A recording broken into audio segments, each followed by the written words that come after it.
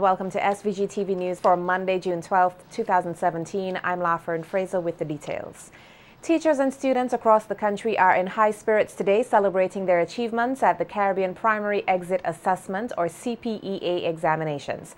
The preliminary results, according to the ministry, saw an increase in overall performance with 1,398 of the 1,638 or 85.35% of the students who wrote the final exam meeting the prescribed standard, as opposed to last year's 83.87%.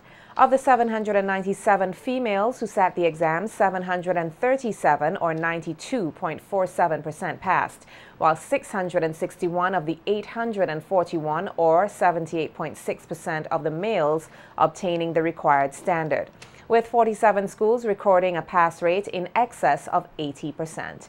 Earlier today, SVG-TV spoke with principals and educators from the 4 institutions with students who placed in the top 10. They all expressed elation at how their students performed, noting that they are looking forward for even better results next year. Teachers have worked hard, parents have worked hard, and I want to say especially all of the teachers of the school, not just the grade 6 teachers, but all of them have worked very hard for us to reach where we are today. 7% overall pass rate, with 85 of the students in the top 500. Next year will be better. Probably will take the top 10. At 100% pass rate for the last consecutive 4 years. We're expecting all 19 of them to come in the top 10, and that's what we told them. You know, our expectations are not very high. It's always very high for them. As expected, well, in fact, we thought that a few of the children would have done a little better in some of the subject areas, but we are very pleased that we can say every child who we entered, they were successful, and the marks were, in many cases, very good. I can also say here that I personally was expecting a perfect score for mathematics, but that wasn't to be. We got 298%. We have a better pass rate this year than that of last year, and we are excited about that, even though we had a few failures. Looking forward next year for better results. We want all our students to pass this time. The highest average score for this year's CPEA is 98%, which was recorded by the top performer Rosario Brown of the Kingstown Preparatory School. Tying for a second position with an average of 97.6% were Shanice Harper of the St. Mary's Roman Catholic and Genevieve McMaster of the Windsor Primary. There was also a tie for 4th position in the persons of Keanu Child of the Georgetown Government and Ashlyn Francis of the St. Mary's Roman Catholic School with an average of 97.2%. Our news team caught up with these students who all said they were very pleased with their performance. Come in the top 10, but not first. I'm thinking of becoming a doctor or a veterinarian. I got 98% for my mathematics, 98 for language, and 96 for science. I look forward to meeting new people and experiencing new things. I was expecting to come first, but it's okay. I got 94% in language, 100% in maths, and 98% in science. I feel very proud because all my hard work paid off. I look forward to the teachers who will help me to build my knowledge and to help me get to college and get a good education. I feel good because I know that my hard work has paid off. Because I knew that I am capable of doing things once I have God as my guide. Once I listen to my teachers, once I always put my mindset to something, I know that's my goal and I do it. With a total haul of 11,746 pounds, Chief Fisheries Officer Jennifer Cruikshank Howard has congratulated the participants of the Fisherman's Day activities for making the event a success. Howard pointed out at the closing ceremony at the Fisheries Complex in Kingstown today that there were 212 participants in various categories in the month-long activities, which ran from May 5th to June 5th, this year. The Fisherman of the Year award went to Vanrick Alec. Howard noted that ministers of government decided to excuse themselves from today's awards ceremony, which was a way of keeping the event somber and in solidarity with the 6 persons who are still missing at sea.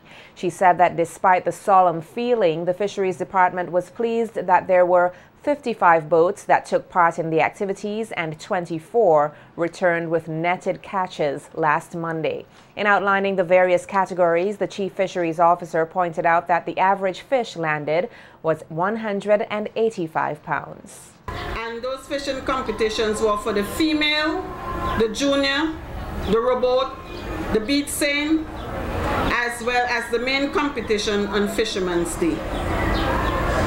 For that period, we had a total of 11,746 pounds of fish for the total competition. And on Monday, we had 4,448 pounds of fish landed.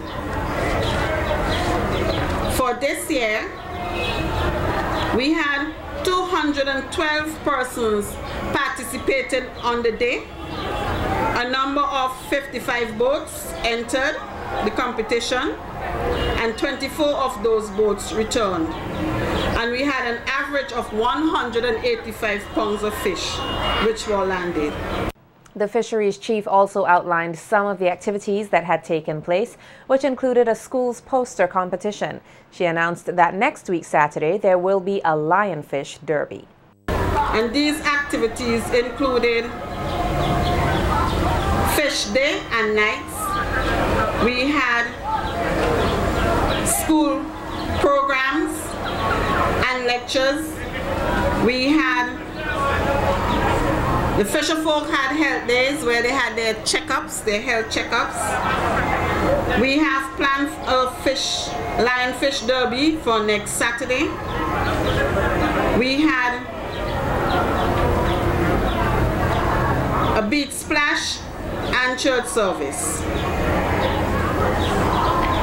We had fishing competitions during the last week of celebrations, and those fishing competitions were for the female, the junior, the rowboat, the beach seine, as well as the main competition on Fisherman's Day.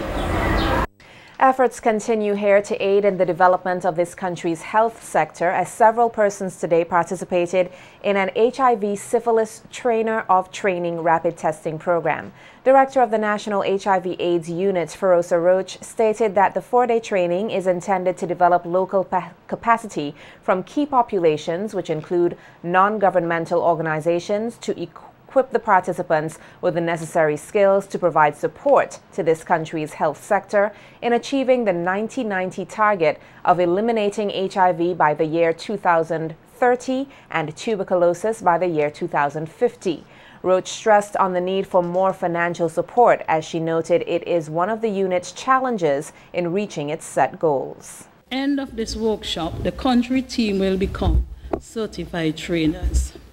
I am really excited about this activity, as it will provide the opportunity for the HIV/AIDS unit and the Ministry of Health as a whole to strengthen our programmatic effort and expand access to reliable HIV and syphilis rapid testing and support to reach specific key population. I am optimistic that all participants will acquire new skills and knowledge from this 4-day training workshop, and I encourage all participants to take active part in the discussion and the practical sessions. I am positive that at the end of this training, you will all be assets to your organizations and to the people of St. Vincent and the Grenadines. Meantime, co-facilitator of the 4-day training, Wendy Kitson-Pigot, spoke on the significance of HIV/AIDS testing and the test results. The reality is that much of the health action taken in St. Vincent, as in the rest of the region, is predicated or based on a test result. And that's the message that you go out there to carry. very often we tend to underestimate the importance of the test information that we provide, even those of us who conduct the testing in the labs. And we've been through many labs, we've talked to many lab personnel, we've trained many lab personnel, and sometimes we have the impression that we don't quite understand how important we are to maintaining the health in a country. So my message this morning, my caution to you this morning is that you must never, never forget that the result of whatever test you do, be it for HIV, for syphilis, or any other test, will be used by a healthcare provider to treat or to manage or to care for someone. That could be you, could be your family, could be a friend, could be somebody you don't know. But that test, there is a reason for testing. Kitson Piggott further explained the reliability of various test results and their repercussions. HIV result could mean many things. It could mean that a pregnant woman who is HIV positive does or does not pass the HIV virus to her baby. So if you have a false positive, there is some kind of repercussion. If you miss it as a tester, wherever you are, be that in the community, be that in a clinic, be that within the traditional lab system, there is some consequence. The reliability of your syphilis result could mean that a pregnant woman delivers a baby that is dead or shows other signs of congenital syphilis, and we're seeing that again. There is a rise in that. The reliability of your HIV and syphilis results could mean that one partner in a relationship inadvertently transmits or does not transmit an infection to another.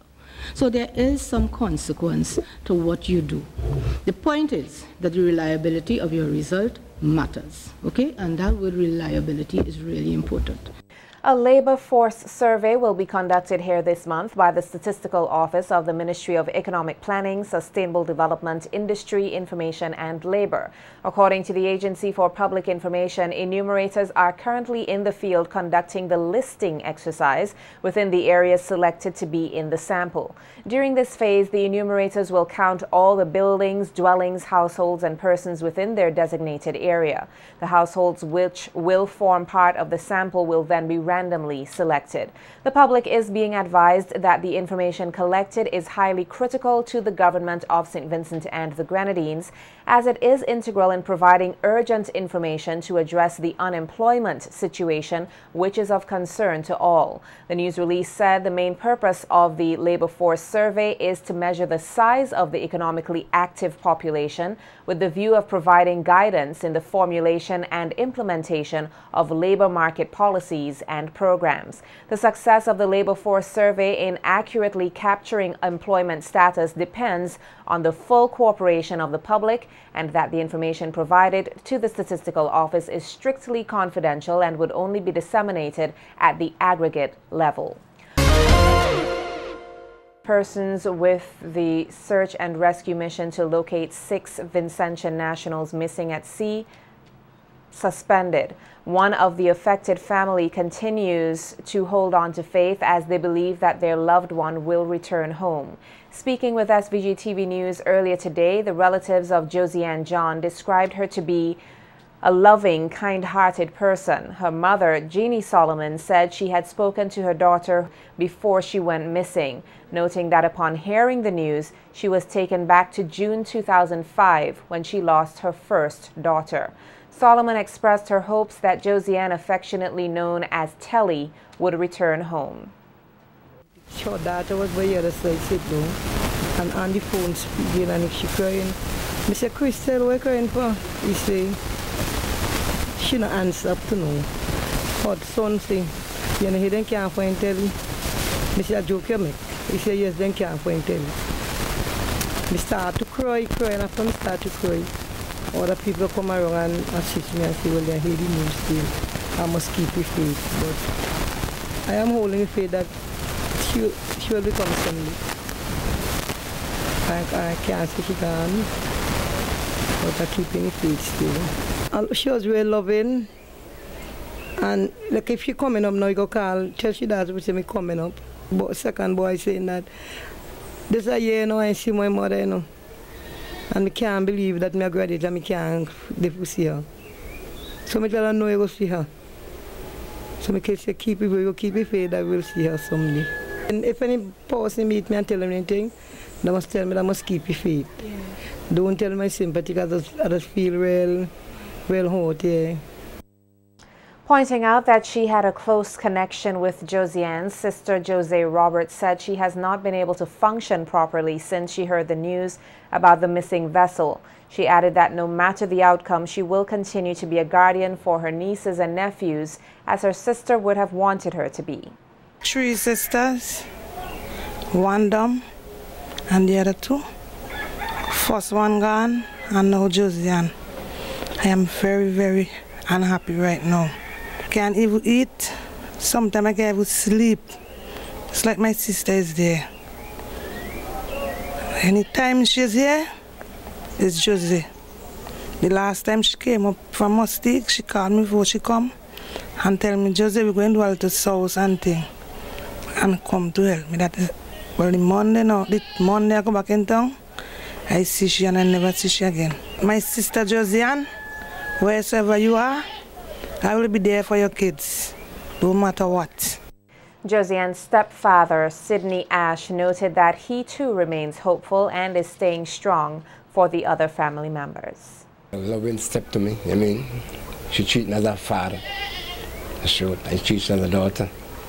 Understand? Although I wasn't seen that much often, but the love keep going within us. It was the last blackout. Within that time there, there's nothing I could say. Nothing. Until when Jean come home. You understand? And she started crying and my tears started to flow. And from that to this time here, I really make it to myself yet. Trying my best to. I mean, trying to stick close to her. You understand? Keep chit-chatting. Try to raise the mind a while.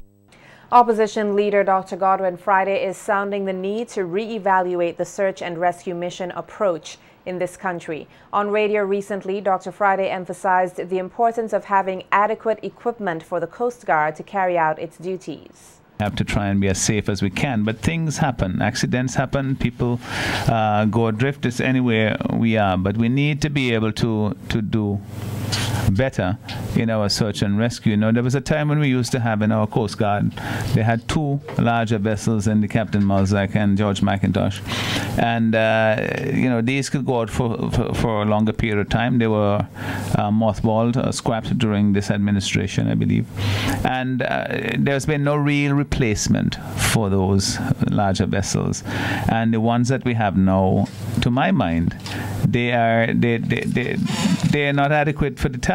You know, the vessels that we have, they're speedboats essentially that help in the monitoring or the prevention of drug trafficking, to catch these boats that are involved in them. But in terms of search and rescue, to go out there for a day or 2 days straight, that might, you know, I'm pretty sure that would improve the situation. With SVG being a multi-island state, the opposition leader also suggested the need for a rescue helicopter to be able to respond to emergencies in a timely manner. Some sort of helicopter service that is available. Maybe we can be doing a joint service where you're dealing with emergency, search and rescue, and of course with health emergency issues. But this is something that people have raised with me, and the question now, we have to seriously consider how we would essentially run such a service and finance such a service. And this is it's when it comes to human life, and we see here in St. Vincent and the Grenadines, and there's so many cases of people going missing or going adrift and so on, and I can't recall the Coast Guard ever collecting anybody, or 1 or 2 occasions. Most people, some of them, we never hear from them again, or if they are rescued, it's some of the boat that's passing that may find them and bring them in, you know. And we have to have a more serious and discussion of this issue and a comprehensive approach. We can't just simply say that, you know, it's the people who go out that they take a risk. Police here are investigating the circumstances surrounding the death of 50-year-old Anthony Danzel of Park Hill, who was fatally shot last evening while sitting at a common hangout spot in the village. The father of one is described to be a cool person, and according to his mother, Anita Danzel, there's no clear way of explaining why her son was killed. Danzel, who admitted that up to his death, she and her son were not so close, said, however, that the deceased was never a troublemaker. The grieving mother said she remains baffled as to what exactly could be the circumstances leading up to her son's death, and that she is leaving everything up to God. Me don't job sleep. And one of my son come and tell me, hey, they see, he get shot. But to the time me being so tired because I got the pressure and sugar. So me didn't get up because they said I shed up there. They said been there to sit down. So I don't really know course and thing when you don't go sleep. But otherwise he doesn't really sit for fight so. He use the word and thing, you know. A drunkard always cuss. Can't say for them. Always cuss. When he drink he rum, he does kind of behave, you know. Otherwise, but when I saw him yesterday evening, he didn't gonna rum in here. Police in the British Virgin Islands, or the BVI, have charged Vincentian national Lennox Franklin de Silva, 52, with the killing of his Jamaican wife, Sharika Nelson, on Saturday night at their matrimonial home in the BVI. De Silva was expected to appear in the BVI Magistrates Court today to answer to the charge of murder. According to the BVI News Online, the police were called to the couple's Greenland apartment after neighbors heard screams from the home where the Jamaican woman was stabbed. De Silva was apprehended at the scene. The Royal Virgin Islands Police Force said on Saturday evening they were called to the scene of a domestic violence incident, and officers found a woman unresponsive in her apartment with an apparent stab wound to the neck. She was pronounced dead at the scene, and her attacker, who was her husband, was subsequently taken into custody. According to the BVI News Online, tragedy has been lurking around the couple's relationship for some time, noting that in April of 2014, De Silva was shot and wounded when he visited Jamaica reportedly to marry Sharika. Jamaica police at the time said the incident was a robbery that unfolded. De Silva survived the gun attack and returned to the BVI. Sharika later relocated to live with him there.